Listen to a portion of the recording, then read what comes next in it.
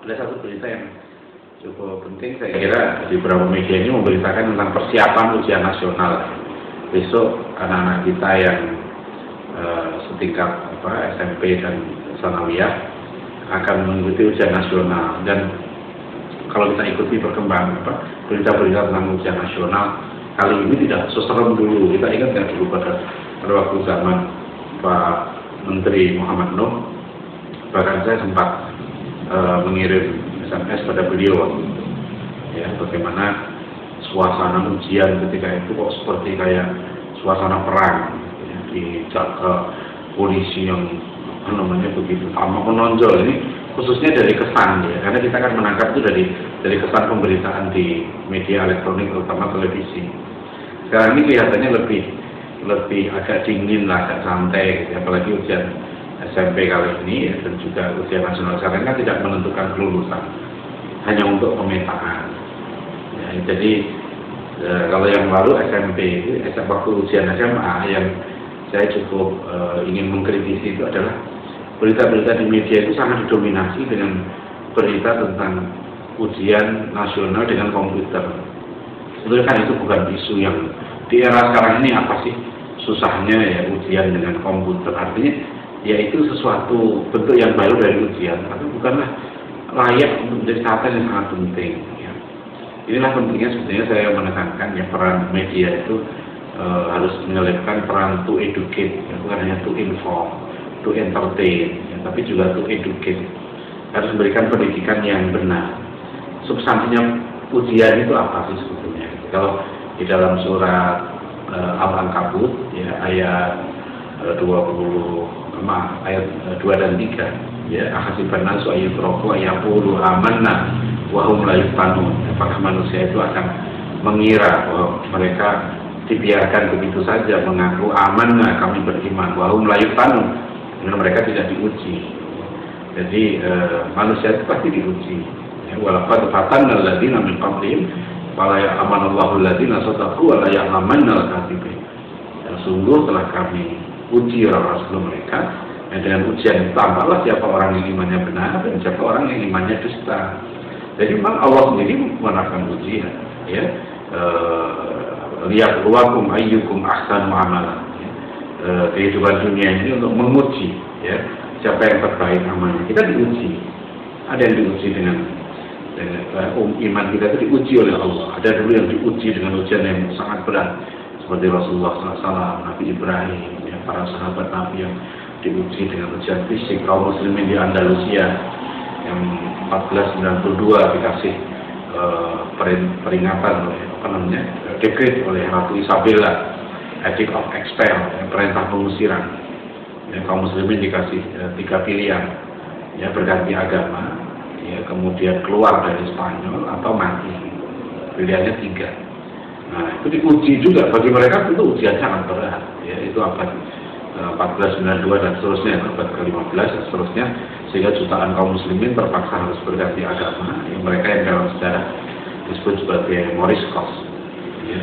Kemudian banyak di antara mereka yang juga lari, ya, dari Spanyol, ya, ke daerah Afrika Utara di wilayah Turki Utsmani. Dan yang menarik juga kaum Yahudi juga diberikan pilihan yang sama, dan sekitar 150.000 orang Yahudi kemudian keluar dari Spanyol meminta perlindungan ke wilayah Kesultanan Turki Utsmani.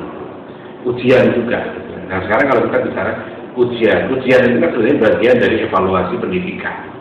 Jadi kalau dalam sistem pendidikan, ya, kita mengenal ada tujuan pendidikan, kurikulum pendidikan, ya, kemudian program pendidikan, dan ada evaluasi. Nah, evaluasinya itu apa? Evaluasi ini yang penting sebenarnya. Ya, jadi sistem evaluasi itu banyak. Sebetulnya saya berharap ya pemerintah, dan kita semua, gitu ya, bukan hanya pemerintah, gitu ya, karena pendidikan ini sebetulnya kan, kalau menurut saya ini domainnya bukan domain pemerintah. Dan apalagi dalam perspektif pendidikan Islam. Perspektif pendidikan Islam, tanggung jawab pendidikan itu ada pada orang tua. Ya ayyuhalladzina amanu qu anfusakum wa ahlikum nar. Jagalah dirimu dan keluargamu dari api neraka. Ya, kata Ibnu Abbas itu maknanya adibuhum wa allimuhum. Didiklah keluargamu menjadi orang-orang yang beradab dan didiklah menjadi orang-orang yang berilmu. Nah itu jadi pendidikan itu tujuan kalau dari ayat ini, ayat surat At-Tahrim ayat 6 ini, apa tujuannya pendidikan? Mencegah ya, agar manusia tidak masuk neraka gitu. Artinya selamat ya, di dunia dan akhirat, masuk surga itu. Jadi itu proses pendidikan. Ya, cuma sekarang kan istilah pendidikan ini reduksi sedemikian rupa ya, di era sekuler dan dominasi kapitalisme ini gitu ya. Pendidikan itu penyiapan tenaga kerja ya. Jadi itu sebetulnya kan seperti pelatihan ya. Jadi kalau pendidikan sebetulnya hakikatnya bagaimana kalau Profesor Al-Atas menyebut the aim of education in Islam ya is to create a good man as man. Tujuan pendidikan dalam Islam itu adalah membentuk manusia yang baik ya. Ini yang saya kira seharusnya ini sesuai juga loh dengan Undang-Undang Pendidikan Nasional kita nomor 20 tahun 2003 ya, bahwa pendidikan itu pada hakikatnya adalah untuk membentuk ya, manusia yang beriman ya, bertakwa, berakhlak mulia, cerdas, kreatif, mandiri dan sebagainya ya. Tiga itu aja kalau nah itulah yang sebetulnya saya berharap ya pemerintah sesuai dengan Undang-Undang nomor 20 tahun 2003 ini ya, itu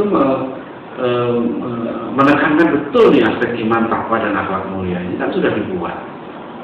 Jadi oke lah ini kan. Jadi sebetulnya kan ujian nasional yang sekarang ini ada beberapa materi pelajaran yang diujikan ya, apakah matematika, bahasa Indonesia, ya bahasa Inggris, IPS misalnya dan seterusnya. Itu sebetulnya ujian kognitif. Ya. Sebagian yang memang harus diujikan misalnya ya, itu perlu untuk diujikan untuk mengetes wawasan saja sebenarnya ya, kemampuan anak di bidang matematika seberapa ya, di bidang bahasa Indonesia, bahasa Inggris, IPS seperti apa ya. Jadi ini bukan ujian yang sebenarnya, jadi memang tidak perlu ya kita orang tua atau anak-anak kayak mau ujian itu kayak apa saja gitu ya, apalagi ya sekarang kan orang sebenarnya jadi khawatir juga nanti kalau nilainya rendah nggak bisa masuk ke sekolah favorit ya. Itu oke-oke saja, tapi itu bukan yang terpenting yang ingin saya tekankan. Yang terpenting adalah orang tua itu tahu betul bahwa sebetulnya namanya evaluasi pendidikan itu harus mengacu pada tujuan. Kan kita evaluasi ya, tujuannya sudah tercapai belum ya, apakah anak usia lulus SMP itu kan rata-rata umur 15 tahun ya, harusnya kalau pemerintah presiden, menteri pendidikan, concern gitu ya, dengan tujuan pendidikan kita ya, itu yang dites pertama kali ya, dan itu seharusnya diserahkan kepada guru gitu, adalah imannya bagaimana, atas imannya bagaimana ya, dilihat saja di tes ya, bisa dicek ya, akhlaknya terutama bisa ya, akhlak mulia. Jadi beriman, bertakwa, berakhlak mulia itu yang menjadi kriteria utama. Ya, maka anak-anak yang misalnya kurang ajar pada guru, ya, durhaka pada orang tua, ya, menjalankan maksiat segala macam gitu ya, yang nyontek, tidak jujur, itu tidak patut diluluskan. Ya, kriteria itu yang penting, yang ditekankan dalam dunia pendidikan kita. Jadi ini mudah-mudahan yang substansial seperti ini terangkat. Seperti yang kita perlukan sekarang ini. Dan juga dari segi teori pendidikan juga sebetulnya dalam Undang-Undang Pendidikan Nasional itu sudah ada bahwa sebetulnya pendidikan itu adalah usaha yang terencana berkelanjutan untuk pengembangan potensi anak didik. Nah, jadi yang sebetulnya ada kaitannya penting. Seharusnya amanah undang-undang itu pendidikan itu mengembangkan potensi anak didik. Jadi kalau kita lihat apa kaitannya ini dengan ujian nasional, mengembangkan potensi. Kenapa kata potensi ini penting? Dan ini saya pikir sesuai dengan sabda Rasulullah SAW, al-insan ma'adin, kema'adin zahab al-fiddah. Manusia itu seperti barang tambang kata Rasulullah, ya, seperti emas dan perak. Khiyarukum fil jahiliyah, khiyarukum fil Islam. yang terbaik kamu di masa jahiliyah akan menjadi yang terbaik di masa Islam. Ini pasti jika dia paham agama. Jadi orang itu potensi apa yang dimiliki tiap manusia itu berbeda-beda. Itu yang ditekankan oleh Rasulullah. Ya, manusia itu seperti barang tambang, ya, emas, perak dan seterusnya. Makanya kalau dikembangkan potensinya, itu tugas pendidikan, tugas orang tua, tugas guru, ya, disupport oleh pemerintah. Ya. Itu tugas itu mengembangkan potensi.